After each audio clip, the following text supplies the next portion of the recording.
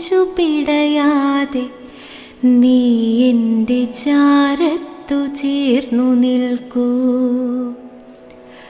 മിഴിനീരു പൊഴിയാതെ ഇടനെഞ്ചു പിടയാതെ നീ എൻ്റെ ചാരത്തു ചേർന്നു നിൽക്കൂ.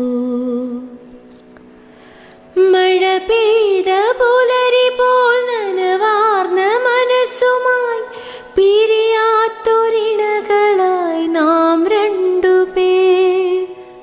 മിഴിയൊന്നു നിറയുമ്പോൾ കൈകോർത്തിരിക്കുവാൻ നീ എൻ്റെ ചാരത്തു തന്നെ വേണം.